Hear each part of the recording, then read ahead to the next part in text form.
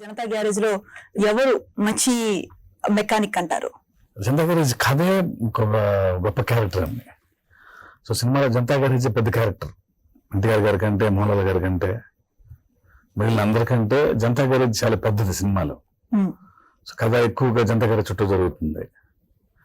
So ఈ విజయం జనతా గ్యారేజ్దే. అంటే మోహన్ లాల్ గారితో వర్క్ చేయటం కోసం ఈ క్యారెక్టర్ ని క్రియేట్ చేశారా, లేకపోతే క్యారెక్టర్ డిమాండ్ చేయటం వల్ల మోహన్ లాల్ గారిని తీసుకున్నారా మీరు? మోహన్ లాల్ గారి కోసం క్యారెక్టర్ రాయటం ఏముండదండి, ఎందుకంటే చాలా పెద్ద క్యారెక్టర్ సినిమాలో అది. సో ఎన్టీఆర్ గారికి ఆల్మోస్ట్ ఈక్వల్ గా అంటే అంత ఇంపార్టెన్స్ ఉన్న క్యారెక్టర్ మోహన్ లాల్ గారిది.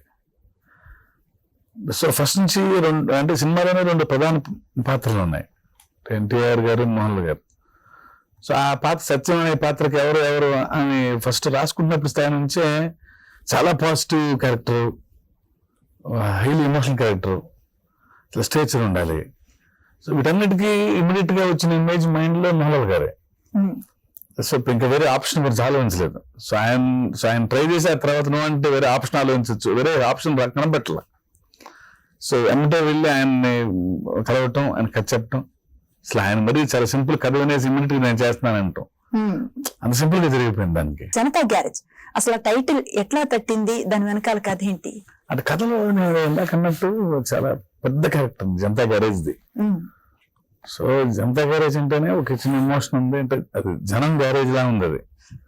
సో ఇచ్చట అన్ని రిపేర్లు చేయబడిన అన్నప్పుడే సో ఇది చాలా పెద్ద క్యారెక్టర్, ఇది చాలా లార్జర్ దాన్ లైఫ్, అదే ఒక గొప్ప మాస్ క్యారెక్టర్.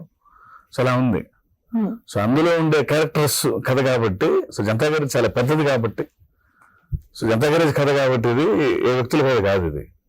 సో అందుకని టైటిల్ జనతా గ్యారేజ్ అని. అంటే టైటిల్ కథ జనతా గ్యారేజ్ ఇంపార్టెన్స్ ఉంది. అసలు ఈ సినిమాకి ఏం టైటిల్ అంటే జనతా గ్యారేజ్ అంతకు మించి వేరే టైటిల్ కనపడలా.